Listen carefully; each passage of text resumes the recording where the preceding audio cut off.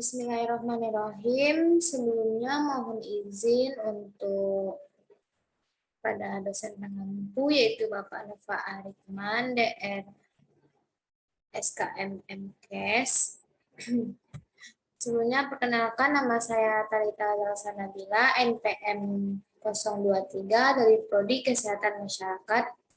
Di sini saya ingin mempresentasikan tugas saya, yaitu tugas etika tentang profesionalisme, profesi kesehatan masyarakat. Sebelumnya izin share screen, Pak.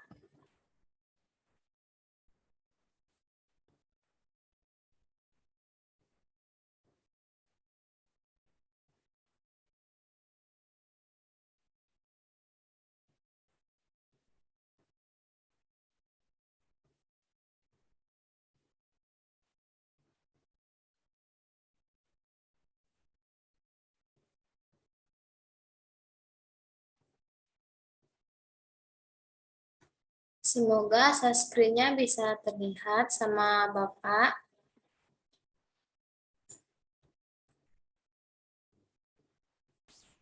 Yang pertama, saya akan membahas profesi.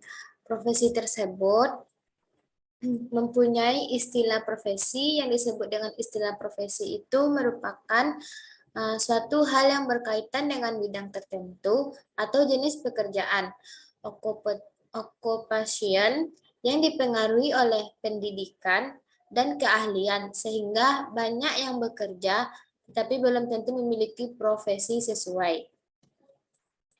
Dan juga ada Talita ambil dari beberapa pendapat para ahli. Yang pertama yaitu dari De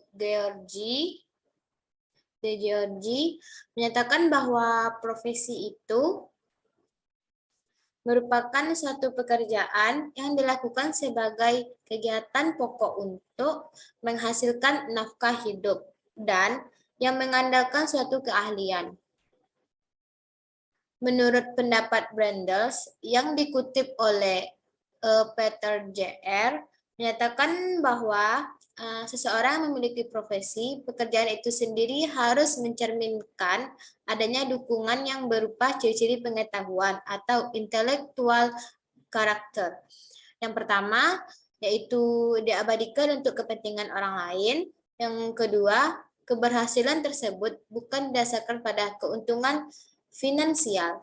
Yang ketiga, keberhasilan tersebut antara lain menentukan beberapa ketentuan, merupakan kode etik, serta pula bertanggung jawab dalam memajukan dan penyebaran profesi yang bersangkutan. Yang terakhir, yang keempat, yaitu ditentukan adanya standar kualifikasi profesi.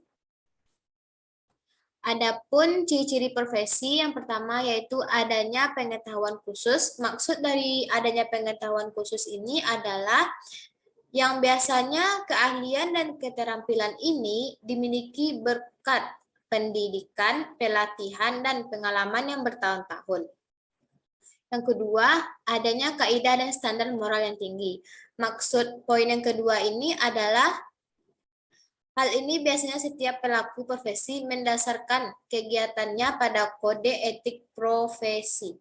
Yang ketiga, mengabdi pada kepentingan masyarakat. Yang dimaksud pada poin ketiga ini adalah artinya setiap pelaksana profesi harus meletakkan kepentingan pribadi di bawah kepentingan masyarakat itu sendiri.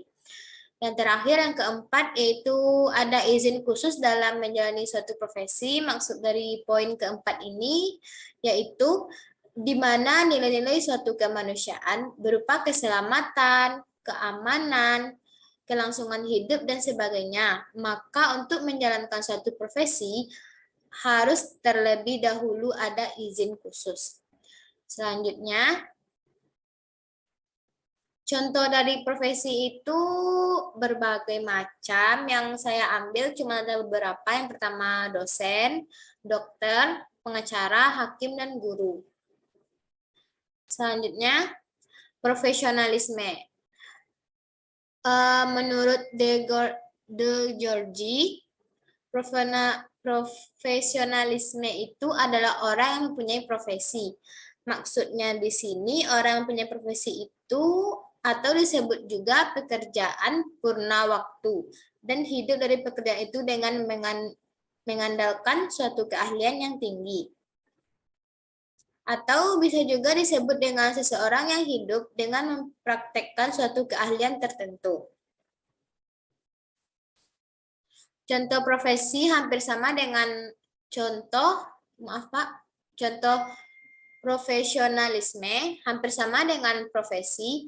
Orang memiliki profesionalisme harus dituntut dalam bekerja dengan sikap seperti komitmen yang tinggi. Maksud dari komitmen yang tinggi ini yaitu seorang profesi harus mempunyai komitmen yang kuat pada pekerjaan yang dilakukannya.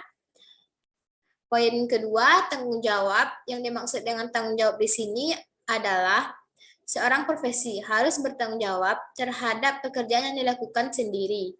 Poin ketiga, berpikir sistematis. Yang dimaksud berpikir sistematis ini adalah seseorang profesional harus mampu berpikir secara sistematis tentang apa yang dilakukan dalam dan belajar dari pengalaman. Yang keempat, penguasaan materi. Yang dimaksud dengan penguasaan materi ini adalah seorang profesional harus menguasai secara mendalam bahan atau materi pekerjaan yang dilakukannya. Yang terakhir yaitu menjadi masyarakat profesional, yaitu seorang profesional harus menjadi bagian dari masyarakat dalam lingkungan profesinya. Selanjutnya, etika profesi. Etika profesi ini yaitu merupakan bagian dari kebutuhan profesi. Yang dimaksud dari bagian kebutuhan profesi ini adalah dalam satu sistem pergaulan profesi, baik di antara profesi itu sendiri maupun terhadap masyarakatnya sendiri.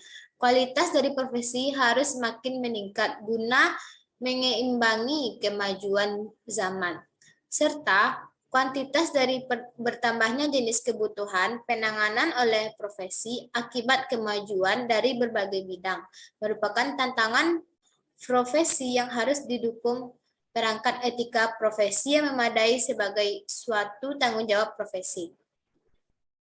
Contoh dari etika profesi yang saya ambil yaitu etika profesi terhadap hukum.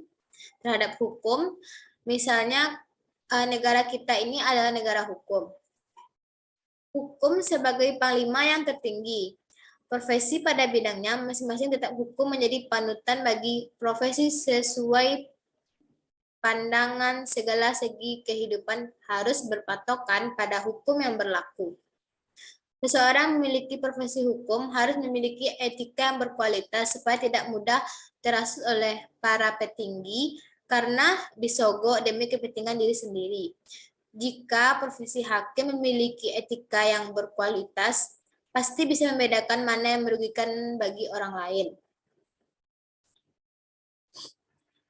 Selanjutnya,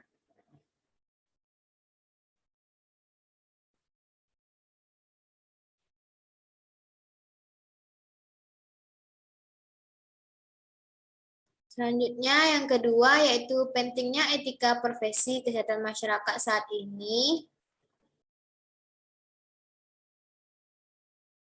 Pentingnya etika profesi terhadap kesehatan masyarakat dapat memperoleh pelayanan yang baik.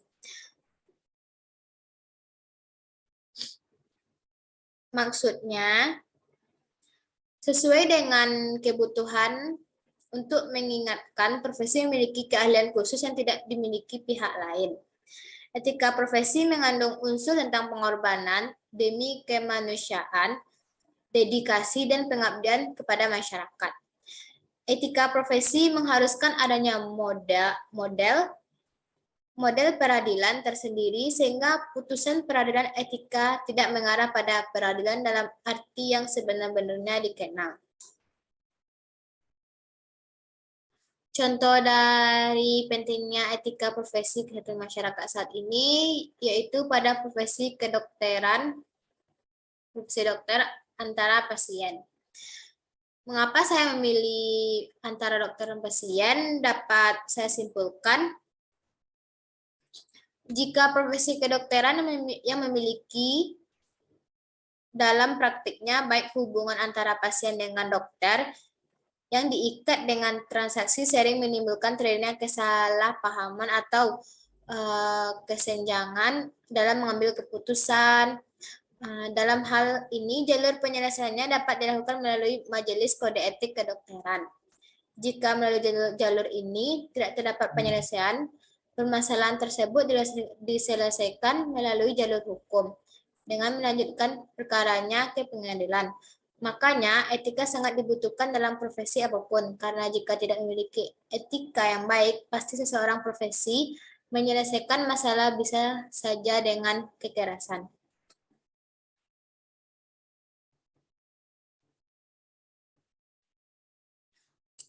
Alhamdulillah, presentasi Talita. Sekian presentasi Talita. Jika ada kesalahan, mohon maaf.